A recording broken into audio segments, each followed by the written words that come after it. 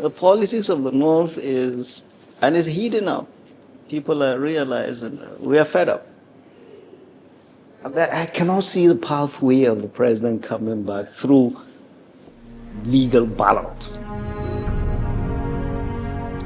And the worst thing any politician anywhere can do is to piss off his constituency.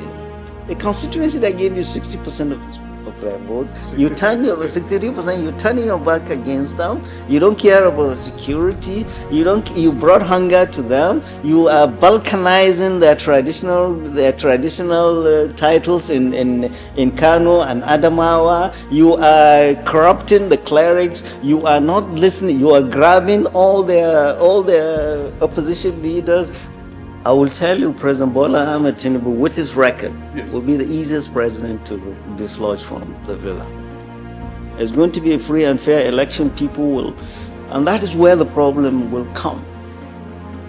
We know those 63% of people in the North that gave you those votes are against you, and then you come and show us a result that you got landslide in those places, then you know there's going to be trouble in this country. This is Niger Unfiltered on SYMFONI TV. My name is Olawale Oluwade. And our guest today is Professor Usman Yusuf, Professor of Hematology, Oncology, and a leading public affairs analyst. Professor Yusuf, nice to have you on the show today. Good to see you, Wale. You're welcome. Thank you. It's been a while. We sat down together. Yeah, it's been a while. Anyway, let's get right into our conversation. Thank you. Let's be direct. I mean, I'm not going to play around with you. What's happening to Malam Nasir El-Rufai, former governor of Kaduna State, and former Attorney General Abubakar Malami? Would you describe it as political persecution, or is it justice? No, it's madness. Madness. Political rascality. I'm serious. And this is what we used to see during the military. The same military that President Bola Ahmed Tinubu fought. He is doing the same thing. So he hasn't learned any lesson from the time when he ran across the border to Benin Republic and ran away from the military. And he's doing this. He's grabbing everybody that speaks up against his government. And I'm saying this firsthand because I've had experience. They came to my house, grabbed me with 5 armed policemen and took me to EFCC, kept me there for 5 days and incarcerated me in Kuje for 3 weeks. For what? They could have sent all their charges with Bolt, and I will meet them in court the next day. But they are doing all of this to intimidate people in a democracy. This is scary, this is irresponsible governance, and this we will not allow to continue. This is exactly what is happening. It's exactly what's happening while here. We're not going to allow this. This is dangerous for our democracy. Selectively picking people you don't want to hear their voices and locking them up in the name of fighting corruption, in the most corrupt government we've had in this country. So this is madness, rascality, and irresponsible governance. End of story. Say no more. So invariably, Prof, you're saying the anti-corruption agencies have become a tool in the hands of the ruling government. Yeah, and I've said it. This is not the first time I said it. When I came out, I said it. And I am cautioning them. Governments will come and go. These agencies will remain. They were created for noble purposes, but these politicians are messing them up. We've seen that during the draconian military regime of Buhari, Idi Agbon, how they used the NSO, even against their colleagues. And when IBB came, he opened the cells and changed their name to DSS. So President Bola Ahmed Tinubu is not a good student of history. There's no government that continues this way and sees a good end. It's allowing all these agencies, government agencies, and they're allowing themselves to be used as political witch dogs of their politicians, which is a real shame, and it's not going to be allowed. The EFCC, the ICPC, the DSS, the police, everybody is being used to oppress and suppress the opposition. You cannot do that and get away with it. Not in Nigeria, not in any country in the world, not in the most repressive countries in the world have leaders used these agencies. We've seen that in Iran during the Shah, he used Savak. We've seen that during Ceausescu. We've seen that in Soviet, everywhere, but in the end, they crumble. The will of the people must prevail. End of story. End of story. So, Mr. President, go back and read history again if you've forgotten. If the people you have around you are just lying to you and telling you, on your mandate we stand, no. It is the mandate of the people that brought you here. You must listen to the people. We are complaining and raising our voices that you're using federal agencies to suppress dissent. Not in a democracy. If it didn't happen, if it didn't succeed during the military, it can never succeed during a democracy. End of story. I hope he hears that. All the people around him tell him the truth.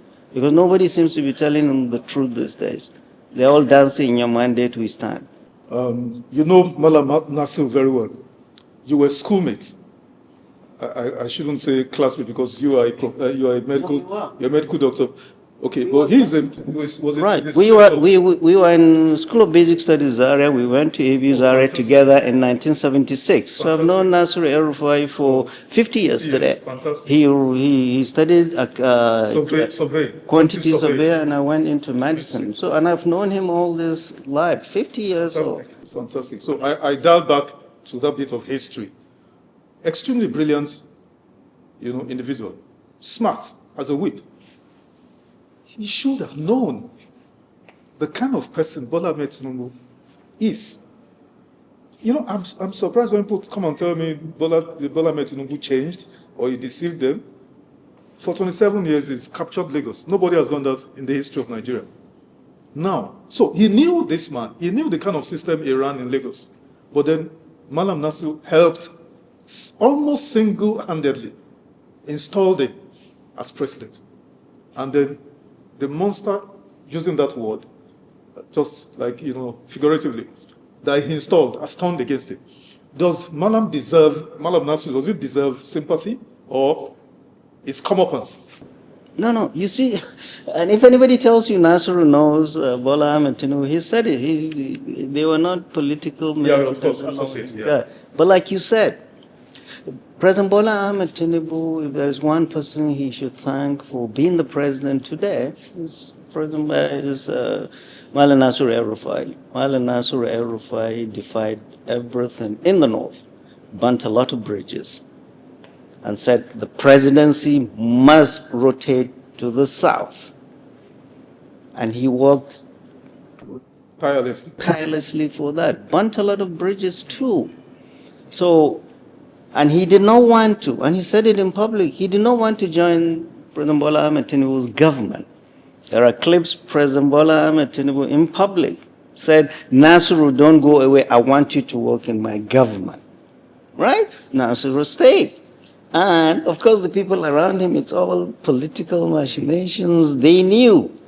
Well, they wanted to humiliate him in public during Senate screening. They say, after he finished his presentation, they say, there is security report that.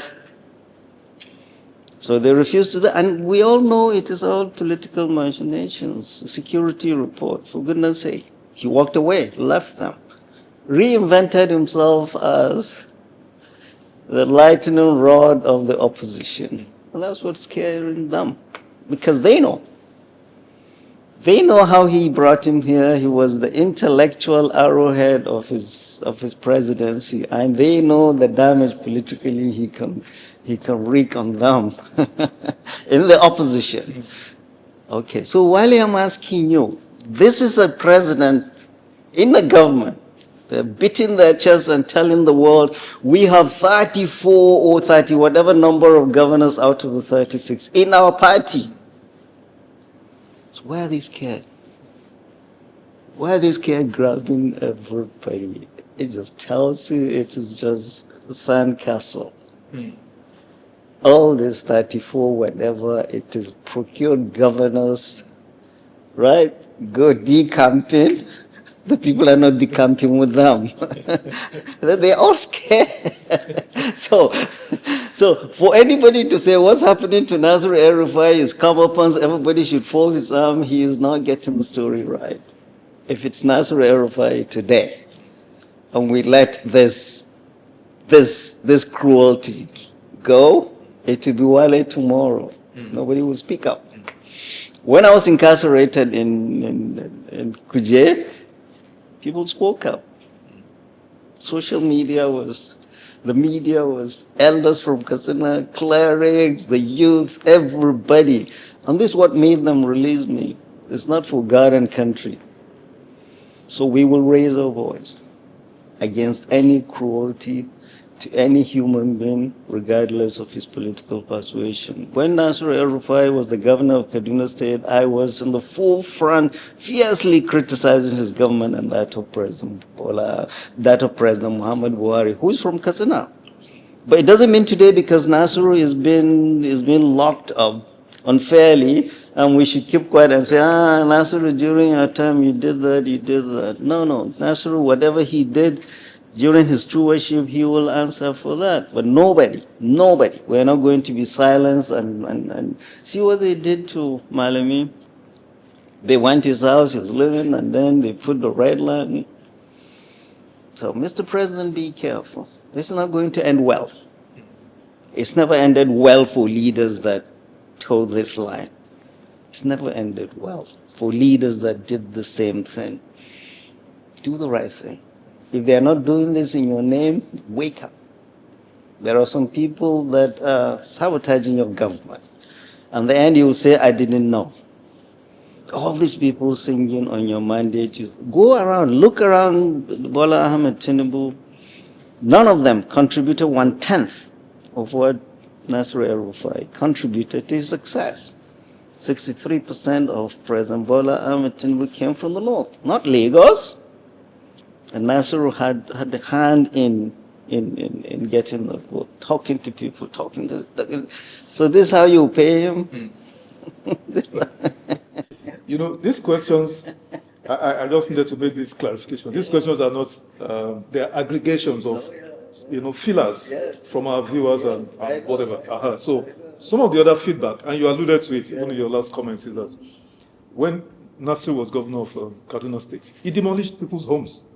In fact, some of his political colleagues who now turned, opponents, he went, roughshod, pulled down their buildings. Sadozo Suleiman Nkui ran Shehu Sani out of town. They're all friends. He deposed traditional rulers, fought people, even yourself, like you said. So some are now saying that karma.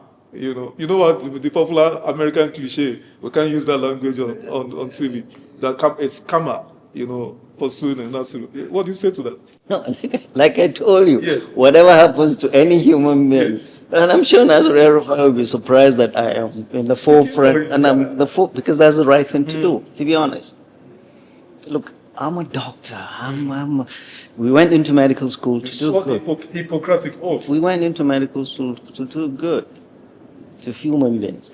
That's why when I hear people talking about Christian genocide, I say, you guys don't know what you're talking about.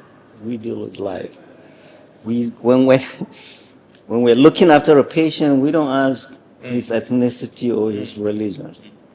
So that is the DNA in me, to stand for what is right, to speak up for the downtrodden, no matter what he did or she did.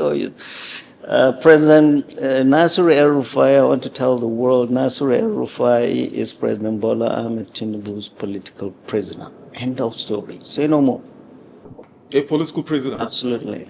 And we're going into the world to tell the world that he's been held because he is differently politically, he's opposing the president. I've seen the charges. Laughable. I mean, irritated. You think so? Absolutely.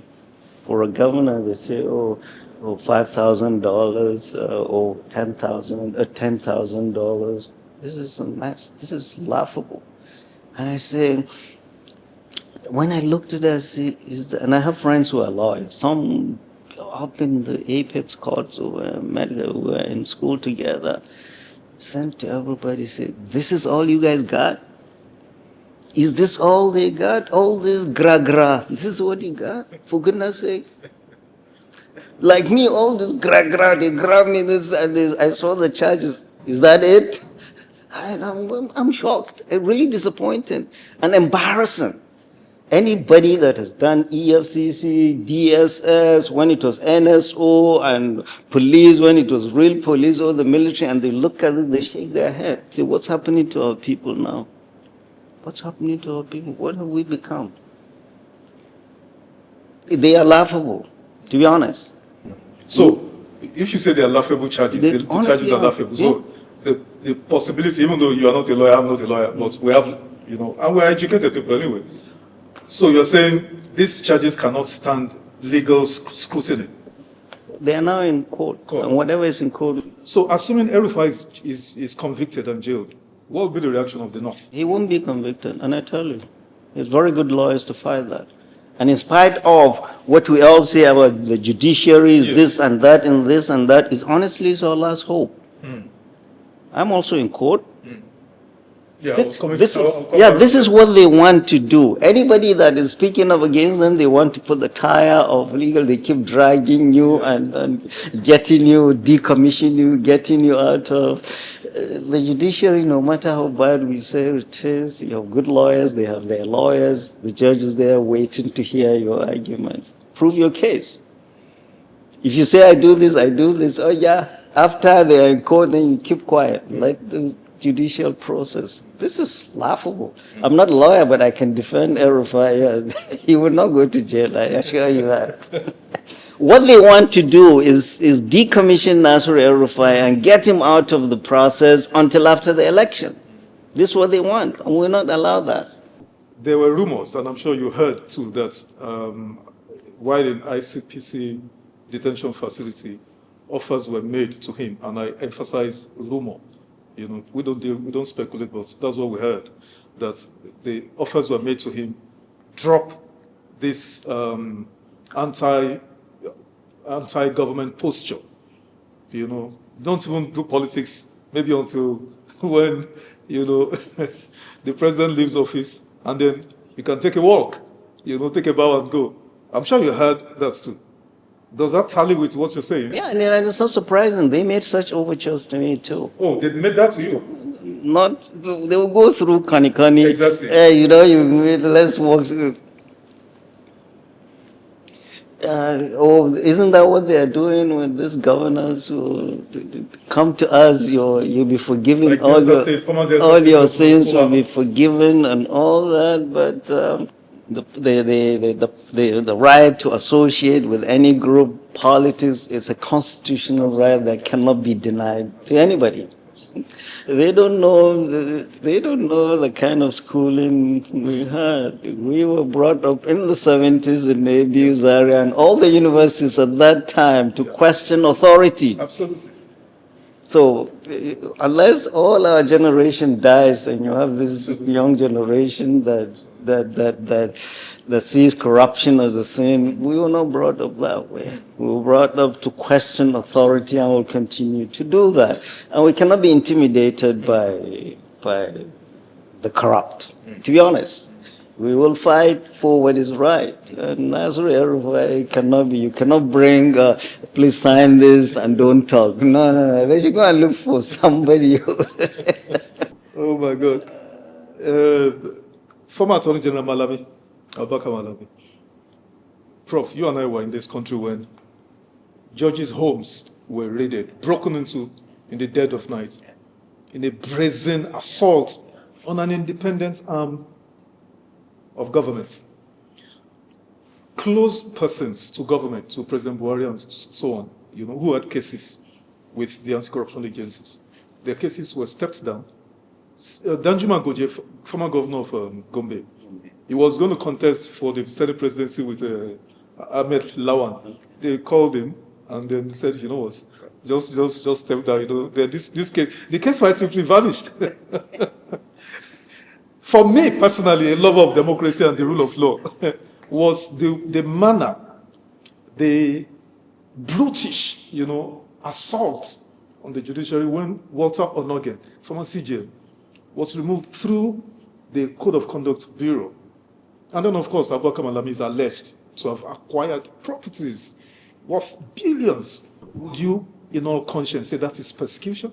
Or Abubakar Malami actually abused his office? No, at that time, whatever he did, whatever that government did was wrong, absolutely wrong. And I knew you to be at the forefront. No, I said it. I'm from Katsina, and I was one of the fiercest critics of President Muhammadu Buhari. The way we criticize President Muhammadu Buhari, we haven't done that 1/10. But the difference between President Muhammadu Buhari and Bola Ahmed Tinubu, President Muhammadu Buhari has the DNA of a leader. What is the DNA of a leader? The DNA of a leader is to, in your face, allow them to, because they're right. But President Bola Ahmed Tinubu and his gang, they're insecure. If you cough too loudly, they will grab you. I say, I tried to do a coup, you tried this, you tried this. They are not secure. A very secure leader will just sit down and allow you to. We've said a lot of things. You remember President Muhammad Buhari when they printed a card that he was going to get married. If they do that to Tinubu, the DSS, SSA, ICC, all these people with letters, they will come to your house and grab you. A leader is a leader. A leader that's really chosen by the people, loved by the people, secure. Not a leader who did magu-magu and got his election. Not a leader who's insecure, who wants to come back by force, by giving people rights and bribing people. So anybody who is in government, not only in government, in any position of power, this is a lesson. Whatever chair you are occupying today, it's the stewardship that God Almighty will ask you. You won't be there tomorrow. There were many before you. Do what you can, be just to everybody, and leave that place. Looks like we've lost that kind of leaders. We don't have such leaders anymore. The leader is there, whatever position. I was in the NHIS. I was supposed to be there for 5 years. I did 3 years, and I was fighting, and they kicked me out because. So this is a leadership now, crop of leadership where you are there, you want to suppress and oppress everybody. And like you said, God is not asleep. We've just finished Ramadan. Millions of Nigerians have raised their hands and prayed to God Almighty. May God Almighty take care of all bad leaders for us. The Bible says, when the righteous rule, the people rejoice. But when the wicked rule, the people groan. People are groaning all over this country. Our leaders are not listening. Our leaders are not listening. Instead, you want to accumulate what you and your children and grandchildren will never spend.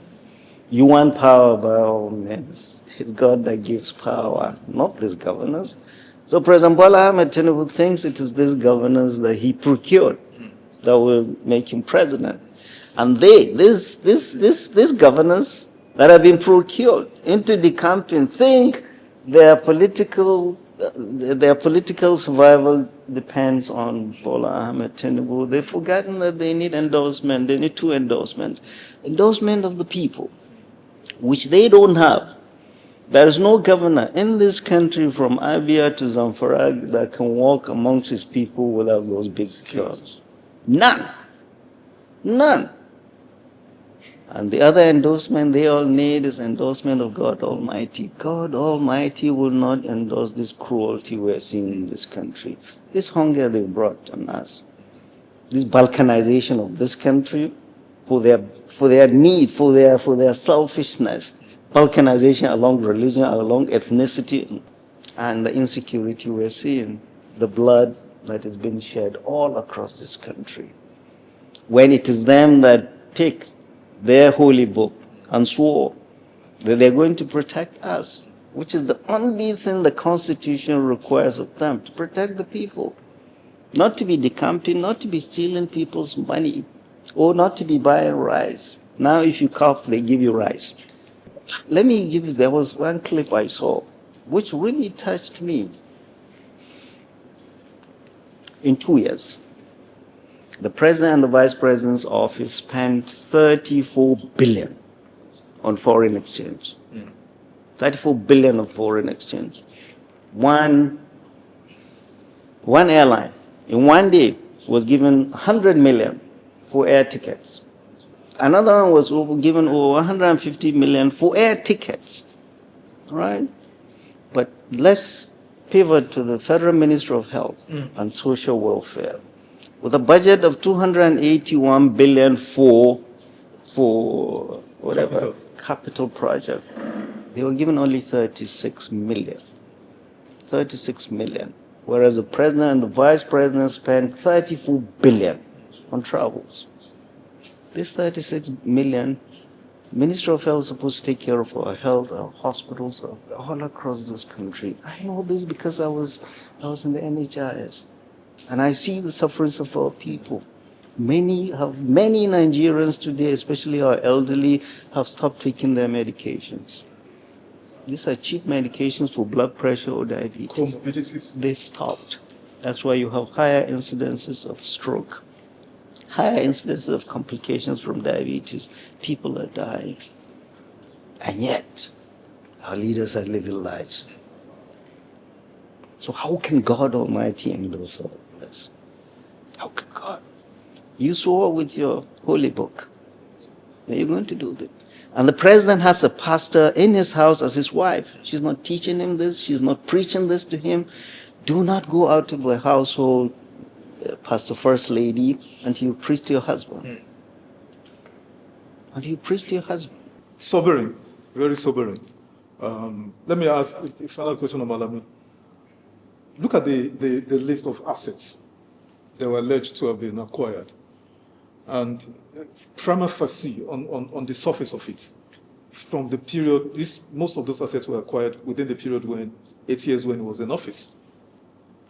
I know you alluded to it, but let me ask you, under any religion, even if you're an animist, even if you don't profess to any religion, Prof, how unconscionable, because what do you need that for? Right, so we're now living at a time in the politics where it is the politics of state capture. Wherever you are, they grab as much as they want. People's money. People's money. All across this country. You go, I know in the north, go to any of these 19 states, there is not adequate, portable drinking water in the state capitals. We're talking state capitals. You won't open tap and see water.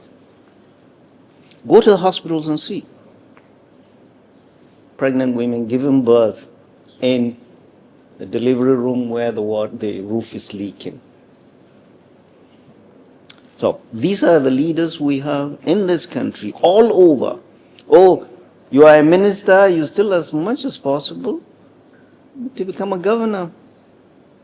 You are a governor, you still as much as possible to retain your 8-year period. After that, you want to go back to the Senate. And after that, you want to be the president. And after that, where do you want to be? God Almighty is waiting for you. They don't. Leadership in Islam. In Islam, leadership is not something you ask for. They say if anybody comes asking for leadership, give it to him. But here in Nigeria, they are not even asking, they are buying. And in Islam, the leadership you buy, God Almighty will never bless that leadership. That's why we don't see. There's not a single leader in this country, the local government, governors, and the presidency, that is a blessed leadership. A blessed leadership is the leadership we had then. In my household, each time we finish praying 5 times a day, my wife and children pray for 3 people. Our parents departed. We were raised well. We were raised to know the value of fellow human beings, the good and right, and the value of honesty. Second, our teachers. They taught us well. On the village primary schools, we went into the world and competed favorably in some of the best centers in the world. The third group of people, leaders of our time, they invested in us. From our primary school to our university, our parents did not pay a single penny. They invested in the schools, they brought teachers, they looked for us, go do this, be a doctor, be this, be this. They didn't know our parents. But here, ask any of our leaders. Ask them, call the governors one by one, all the 36 governors. How many of your students passed WIAC this year? How many of your students are in the NDA? How many of your indigents are this? How many of this are this? They don't know, they don't care. Their children are not here, their children are there with our money. They are sick, they think they will fly. And I tell everybody, we, you, I, and everybody, even the richest man in the world, in Africa, who resides in Nigeria, Dangote, I'm a doctor, I know we are living in a medically risky environment. Nigeria, doctors are all gone. Hospitals, there is not a hospital in this country, public or private, it functions optimally. Optimally. I know because I practice here, I practice in the UK, and I practice a long time in the United States. None. If God forbid you have severe road traffic accident and head injury, you have a stroke, certain stroke, or you have a bleed up there, you won't have enough time to fly out. So we don't fix our place. Not even the president, not even Dangote. These are time sensitive. There has to be an intervention, show the time. If not, the damage is done. You have a heart attack in Abuja, where do you go? Where do you go? You have severe head injury in Abuja, where do you go? Abuja, this is a premium, where do you go? So, President Bola Ahmed Tinubu's government is corrupted everybody. Worse than, it's corruption on steroids. The clerics, both faiths, of everybody, you see them telling lies, supporting falsehood.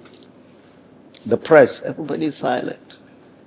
The military, I saw the other day, I saw a clip that the military was this MC Olomo of Nigerian road traffic, whatever, soldiers were there to soldier.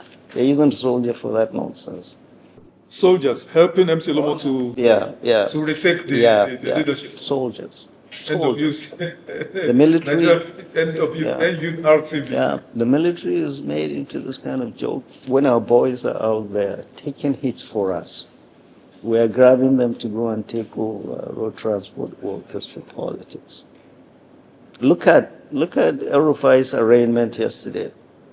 You think they were going to war to grab Bello Turji, DSS, ICPC, whatever. Which one have letters to?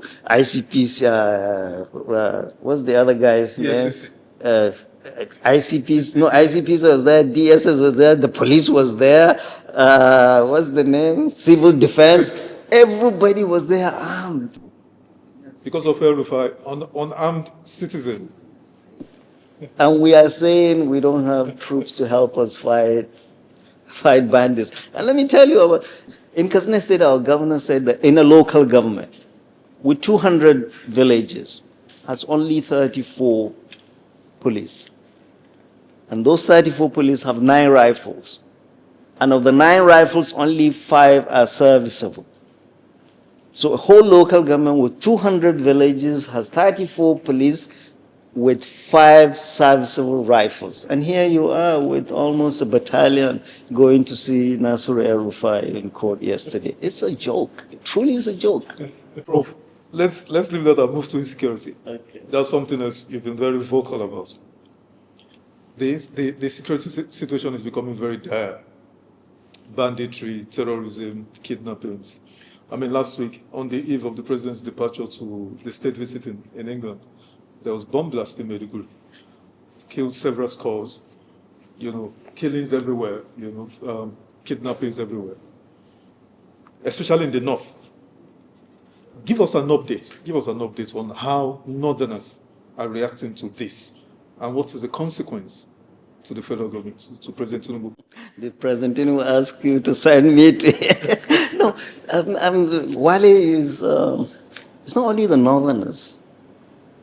This country is in serious trouble.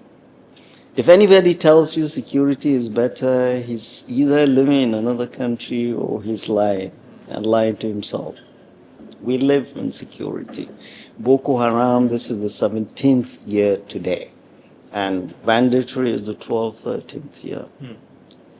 In Maiduguri, over the last month, Iswa Boko Haram is like they have resurged, hit 9 cities, ransacked battalion, killed in a month. They killed seven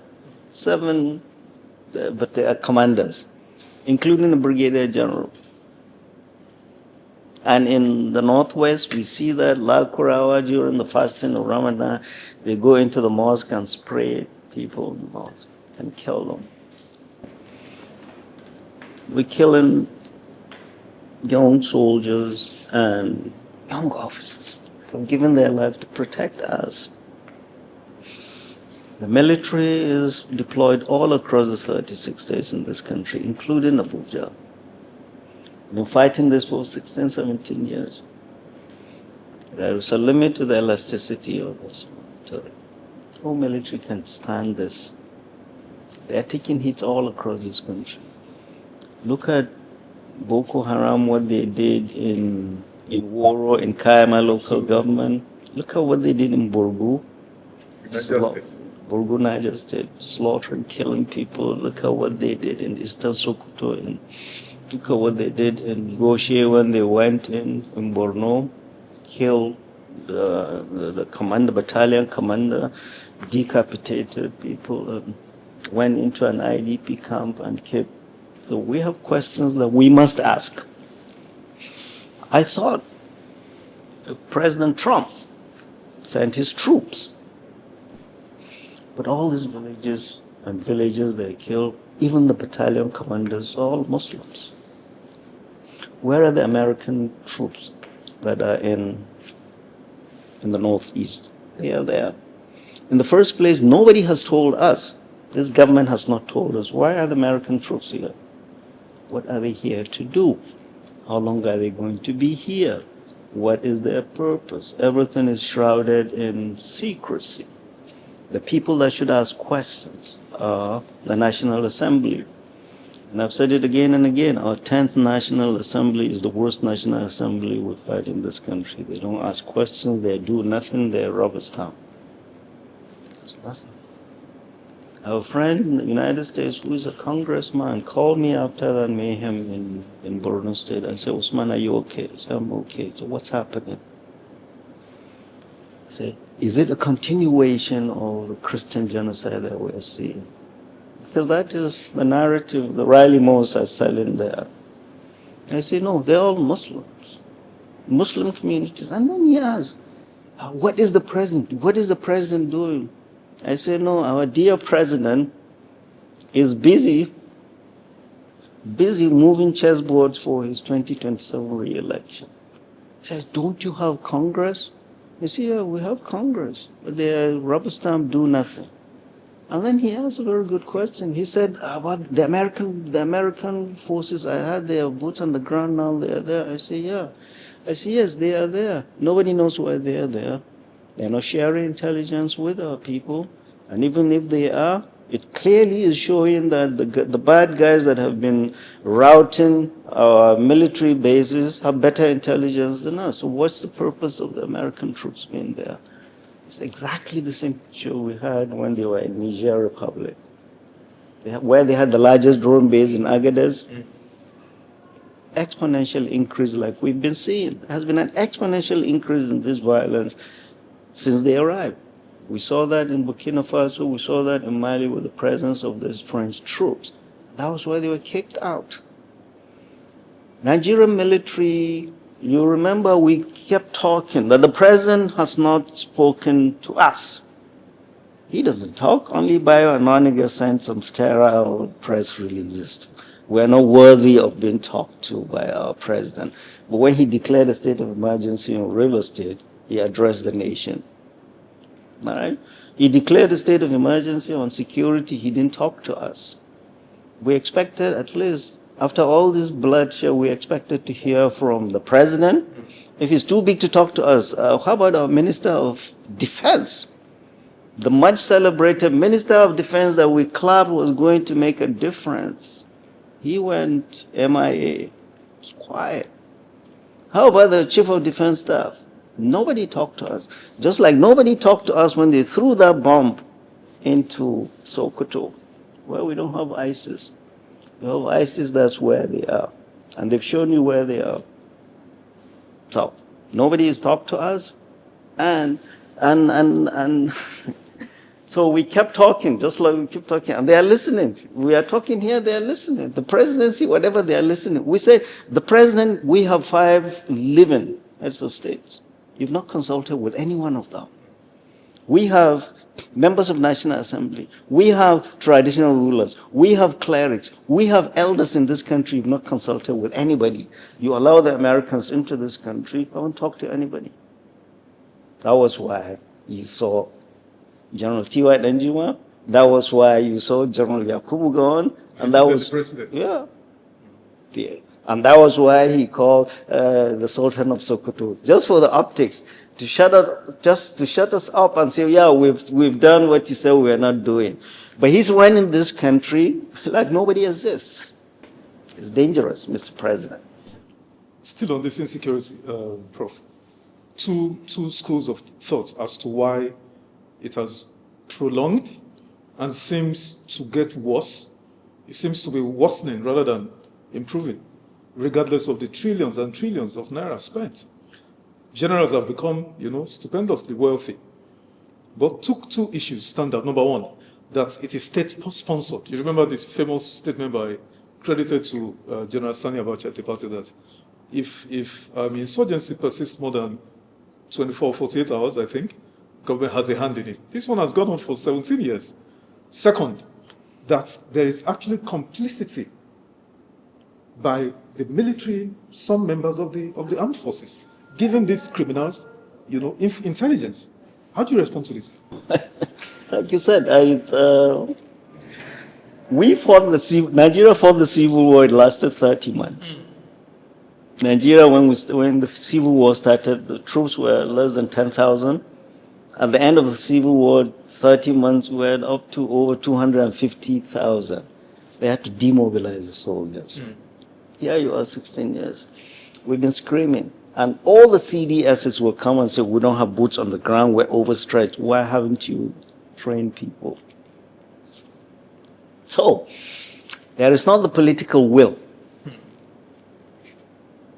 to take care. We have said, Aisha Gumi and his delegates, we've gone into 9 forests in this country. We've met all of these bad guys. We've met people that no general, no politician has sat down and talked with to understand, and we brought back information back to the guys. Right? These are the people that are difficult for these guys to deal with, and they're all making excuses. Oh, the CDS is saying we need to fence the borders, for goodness sake. Right, so Turuji didn't come from Niger. These bad guys that caused mayhem in Borno State didn't come from Chad. Yeah, they are. Locals. Absolutely. And I said it again repeatedly, and I made presentation during General Irabo's tenure as the CDS to all the chiefs, service chiefs after we came to the forest, to give them the benefit of what we found in the forest, to tell them problems are local, solutions must be found locally. Banditry is not, it's a social problem that must be addressed. There's a definite role for the military, but there's not going to be a military solution. The military say, we can do it, all the money. 90% of the problem is non-military. You don't have enough soldiers to go and do this fighting. where you need soldiers, where you need attack helicopters, where you need drones, where you need this, predominantly are these bad guys that are decapitating people in the north. So, while there is absolute, total lack of understanding of this conflict, it's not the military to do, no, you need to understand the dynamics. They don't understand even during Buhari, they didn't want us to go. We went, the NSA came down, was talking all his big grammar, General Monguno, we are going to do kinetic, magnetic magic. That's what they keep talking, but the problems keep persistent. But President Bola Ahmed Tinubu, I must say, he is the first commander-in-chief in this country that is not as interested in security as he's interested in the economy. He sees this insecurity as an irritant. And we see that cascading in his leadership. When the CDS was asked to deploy to Maiduguri, when he landed at the airport, what did he say? He sounded irritated and was saying the people of Borno and Yobe must take ownership. he clearly looked irritated. Why are we bothering? Why are you bothering us with all of this? You take care of your problem. Blaming the victims. When it is you that has gotten all the money. Give us the money that you got, that you're sleeping in Abuja. We'll take care of our problem. I have a lot of respect for the military, folks that fought in the military, folks that went into the military, went to the civil war, came back looking physically okay, but mentally not okay. Some passed away. The military, they're here to protect us. The leadership of the military need to do better. Political leadership of this country need to do better to take care of our people, because that is what they swore. There's a big problem with political will to do that. It's a huge problem with corruption within the politics, within the military, within the people. So unless we sit down and look at it holistically, a general goes into this, comes out very rich. I tell all my general friends and younger ones that, come and tell me, list the number of chiefs of army staff, chiefs, all the service chiefs, CDSs that serve this country. Tell me how many of them can go back home, to their ancestral home for the weekend. Without security. Without security. We have had a CDS that was killed. Just on the outskirts. That was killed in the farm. The CDS, 4-star general. He served this country. We have had in Katsina a general that was abducted. We've had generals that are killed. Security is everybody's responsibility. If you are there as the general with all the stars glittering, do the right thing and make sure things are done. Minimize all that corruption. You will get all the money, but you can't go back home. Just like all those governors. How many of them can go back home and stay as ordinary citizens? As our leaders past did. Shagaru went back home and stayed and passed his remaining years. Many of our leaders then went back home. Buhari could have stayed in Daura. He preferred that to Kaduna. How many of our leaders, governors and all that, military, whatever, with all the siren, could go back home after the siren stopped blaring? We don't take care of today, tomorrow will haunt us. And that's what we're saying in Nigeria. Let's do socioeconomics. What are your feelings from the North? Does the president stand any chance in 2027? Are the North going to repeat the same thing? Because the North did the same for Buhari. They said, oh, we made a mistake. But 2019, they voted for him again. But things are not 1/10. These are 100 times worse today than they were during. Are you serious? Absolutely. How much was a bag of rice? Cost of living crisis. Absolutely. That is what determines problem. Look at America. Trump is trying to get out of Iran now because the cost of living in the U.S. is going up and midterm election is coming. That is what is important to people, not this long grammar, GDP, me, who cares about what these people. And half the time they're just massaging the data. Oh, inflation fell from 24, now it's 15%. That can't be true. They're just massaging the data, deceiving themselves. And I say repeatedly to this government and anybody that needs to hear, there are two things you cannot do propaganda about. The economy. The economy is good. You will see it in the market. But there is no amount of propaganda that will say that the economy is good. If security is good, people say it. So all these people that are say, oh, we've done this, we've killed this, now they've gone into hiding. All these are propaganda people, the Goebbels of President Bola Ahmed Tinubu, that are lying to him. He probably hears the truth from you and I more than he hears from the people around him. They're not telling him the truth. The truth is, Mr. President, people are dying from hunger. We've just finished fasting. People fast without anything to break, but they still fast because of their faith, right? The volcano of eruption is being held, particularly in the north, all this time by the clerics. They preach to people as, yes, after suffering, good will come. Keep praying. And people have remained prayerful. And that's how they went, that's the pathway they went in the north. They went to the president to preach to people. All this Muslim thing is a scam. Nobody was excited about it, but just a scam. They know that is the way they will get their votes. But now, there is no cleric, Mr. President, in the north that will come back and sell this Muslim thing to us. No cleric will come back and say, vote President Bola Ahmed Tinubu. We'll ask him why. Why? You brought us hunger. You've never cared. Blood is being shed all across our land. You've never cared to speak or even visit. If you do, at most, you send the vice president. The North sees that you don't care. All your appointments, 70% of your appointments are Yoruba-centric. You do not win Lagos. Yorubas did not bring you to power. You lost Lagos. 60% of your votes, 63% of your votes are from the North. From core North. 63? Yes, core North, Muslim North. Christian North did not vote for you, they voted for Peter Obi. Now you're pivoting. That's why you brought this Christian genocide lies, nonsense, trying to balkanize the North and see if you can scoop the North and the Americans to come in. It will not work, Mr. President. People are angry. You have not lived up to what you promised. Sorry to interrupt you, Prof. The northern governors are smiling with the president. They are with him, lock, stock, and barrel. And we see them every day in photo ops and all of that. Governor Ubasani of Kaduna State is perhaps the president's main man in the north. And a few others. I mean, look at Dauda of Zafar, the newest good boy. The newest bride. The newest bride, you know. So if you say this, that is not the feelers we're getting from the... So, Prof, can you be upfront with Nigerians? This is very important. Nigerians follow you and they trust this platform that will give them facts. Prof, be upfront with Nigerians.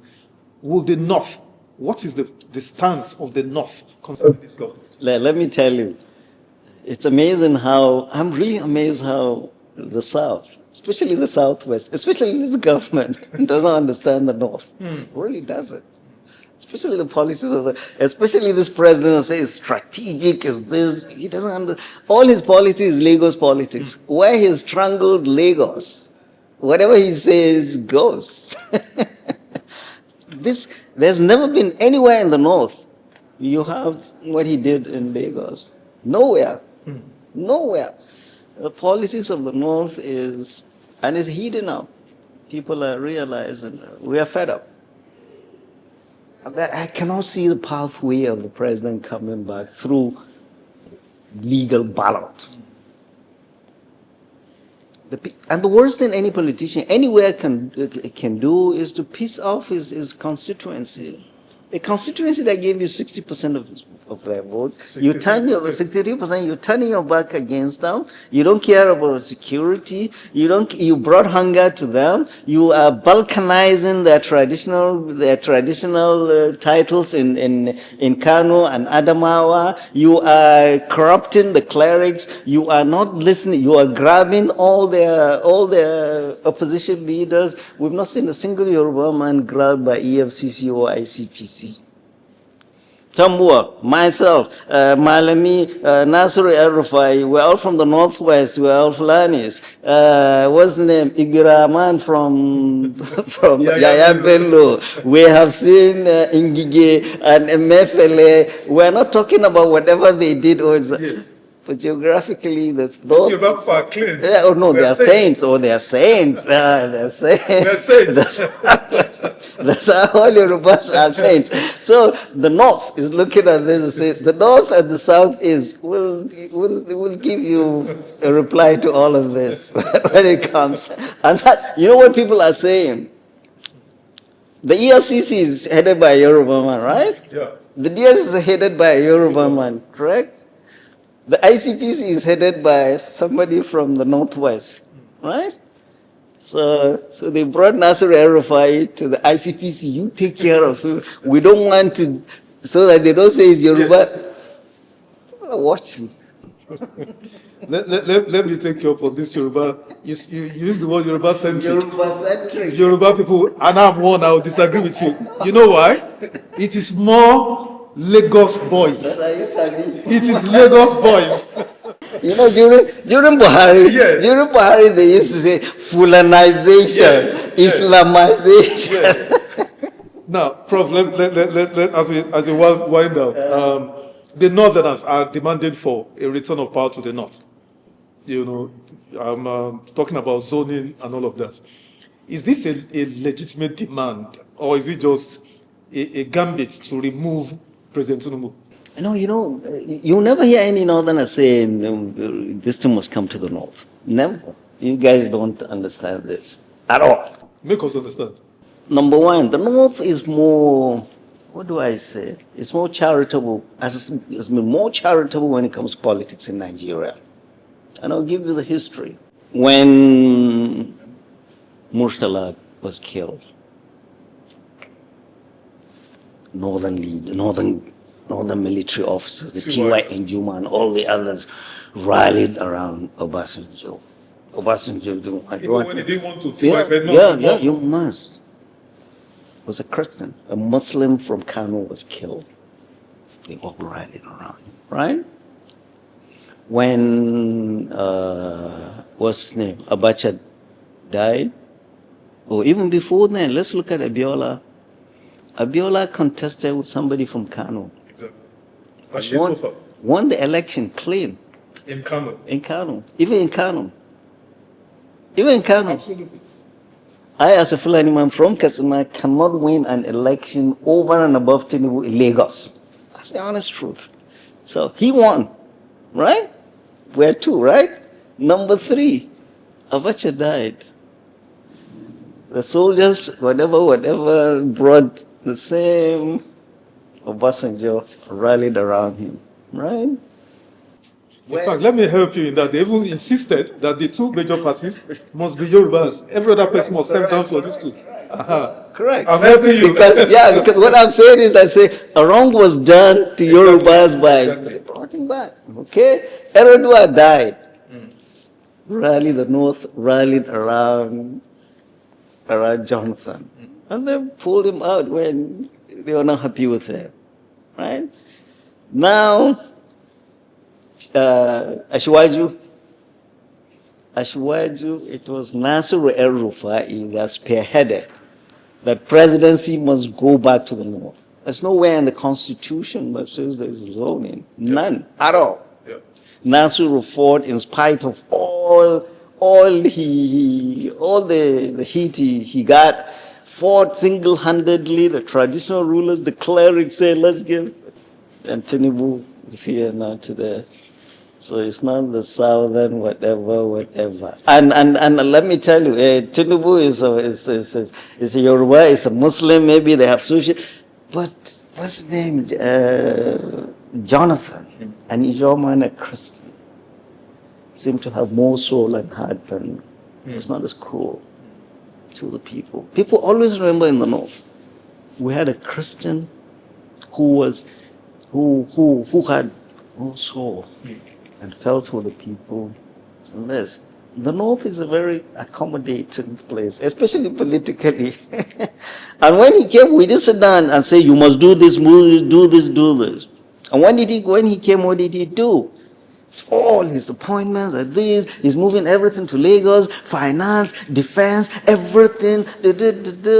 So what he's done is that he is, people are now, Yorubas are calling and apologizing. I say, why are you apologizing? This guy does not represent us. Of course, we know he doesn't represent you. He represents himself and his clique. Absolutely.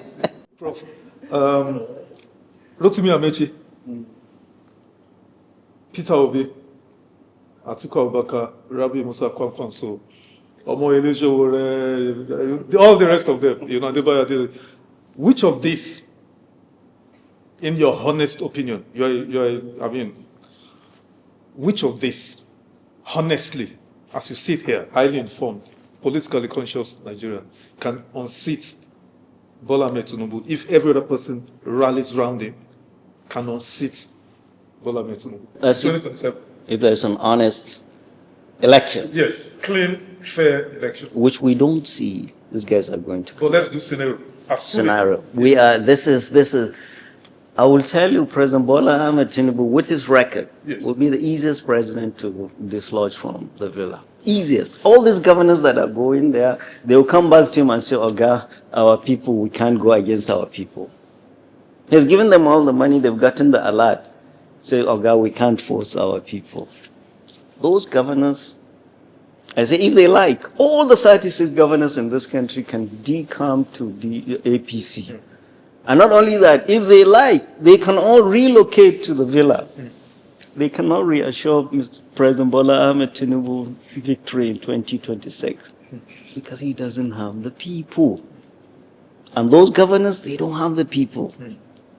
There's going to be a free and fair election, people will, and that is where the problem will come. We know those 63% of people in the North that gave you those votes are against you, and then you come us and tell us, show us a result that you got landslide in those places, then you know there's going to be trouble in this country. That is what I'm advising this country, that we must have a free and fair election, and we do not believe there will be one. And the North has sounded the alarm and raised this thing. We do not agree with the INEC chairman because of his bias. Religious leaders have said loud and clearly. He only wrote legal opinion. Good, an opinion that comes from the heart. That position does not require a person with any controversy should not be there. End of story. That opinion was not written because they envisaged one day will become elected. Then what that tells us is that President Bola Ahmed Tinubu went looking for somebody with that. Plus, he should not have been appointed until he went through screening by the DSS, which I'm sure he did. Exactly. So the DSS cleared him, and they did not see the risk of what he wrote. What I say today will just disappear. What I write as a senior lawyer, as a professor, as an SAN, everybody will look it up, right? Whatever I become, people will look up this interview and say, oh, he said this, he said this. You wrote that opinion. You are not a little lawyer. You're a professor of law 6 years ago, and you're screened by the DSS. So the DSS, you do not see this as a risk? Or they say they did it, but they alerted the president. So, Mr. President, your DSS screened and said, this guy, people are not going to be happy with him. He will be a problem, and you agree. Then the North is saying, this guy knew what he was doing. He went shopping for a person like this. That's argued, but I don't want us to get bogged down into that. Now, former Vice President Atiku Abubakar has contested maybe 4 times, if I'm not mistaken, than most other politicians for the office of president. Is he the best candidate? As some have, spoken so passionately about, is he, in your opinion, the best person that if others, line up behind him, that can do the job of getting Tinubu? Because Tinubu is a political juggernaut. So in the ADC currently, and I'm not in the process of what they are doing. In the ADC, there's a process for them to choose whoever candidate, and whoever emerges out of the process will beat your Jagaba. He'll beat your Jagaba hands down. It's not like Jagaban, definitely not. I'm one of his fiercest critics. No, to be honest, President Bola Ahmed Tinubu's reign is a disaster to everybody, regardless of your race, ethnicity, and your religion. If you're honest with yourself, and whatever you are, this thing will come and bite you. He's been doing it just for himself. State capture, grabbing everything into your, amassing our money to corrupt the system. You think that's what's going to bring you, or you thinking the Americans or the British or the French will make you president, or the governors that you procured, or the clerics that you will procure. It is the people, and we are with the people. You spoke earlier on about qualities of leadership that we had in the halcyon days of Nigeria. Tell us, Prof, the qualities Nigerians, especially the delegates in the ADC and other parties who are going to choose candidates, the qualities they must look for in that person or those persons that want to vie for office. You carry your holy scripture to do what? To do whatever the Constitution says you will do. That Constitution, you look at it, it's like they looked at the scriptures and wrote good qualities of governance. The essence of being in government is to protect the lives and properties of our people. If you fail that, how else are you going to be? It's to make the government inclusive. That's why you have federal character. Everybody must feel he belongs to this government. How can I feel I belong when I don't see myself in your government, Mr. President? Wherever there's money coming in or out, it is your people, your Lagos people. Where you go to London, took a loan of 700 or something million for Lagos. Everything Lagos, and you expect the rest of the country to support you. Support you why? And let me tell Mr. President, if he doesn't know, what the people are saying, these are all, he's preparing to break this country. That's why he is fixing the Lagos, the Southwest, and not caring about anywhere else, and causing all these problems, and bringing the Americans, and handing over our sovereignty to the French, with his friend, and partner in the state capture mission. President Bola Ahmed Tinubu has not managed our diversity well. None. Doesn't care about this country, only cares about himself and his ambitions. And I cannot see any pathway for President Bola Ahmed Tinubu to come back in 2027. And when I go around this country, I'll tell our youth, it is the youth that build nations, not the aged. It is you that build nations, not the aged. What is left for us is not much. You must stand up for what is right. You must grab your destiny in your hands and do the right thing. And your PVC is what gives you that. Old people or people in Abuja, the elites, they don't go and vote. It is women and the youth that will go and vote. Don't re-elect these guys again. In 2027, re-electing APC will be suicidal. We've seen their tenure, and we're interrogating that. And what I tell, especially our youth and women, because they are the voters, that these politicians that have taken your money, they have amassed a war chest of, they will come and give you Indomie, they will come and give you 500 naira. Take it. It's your money. Vote your conscience. Do not vote APC again. We have seen what they brought into this country. It's not a joke. And all across this country, from Abia to Zamfara, they brought hunger. Cost of living crisis is going up. Insecurity is all over the place. Mistrust of each other. Ethno-religious balkanization and selfishness. We see the leaders spending 34 billion in 2 years on foreign exchange alone, whereas they are giving only 34 million to health, for hospitals all across this country. And I'm asking Nigerians, not only people in the north, because the price of food in the north is the same everywhere. The sufferings of a lady in Arundizogu is the same in Paskari, in Katsina. Don't allow these people to come and balkanize you based on ethno-religious, whatever. We have seen the Muslim now, they are going to do whatever crap they are going to bring, Muslim, Christian, or whatever. It is all for their own benefit, not for the interests of our people. Mr. President, release Malam Nasru El-Rufai today And whatever you have against him, take him to court. Nasser El-Rufai is a political prisoner. And we're going to go into the world. We have contacts in the United States, in Europe, in Africa, all over the world, in the ECOWAS. We'll tell them, you have a political prisoner. You have anything against him, take him to court. End of story. Stop oppressing dissent. We'll continue to speak up against you, Mr. President. And 2027, start packing your stuff. You're not going to be in the villa. Nice place to anchor. Such a wonderful time. Prof, nice having you on the show. I'm sure we'll do this over and over again.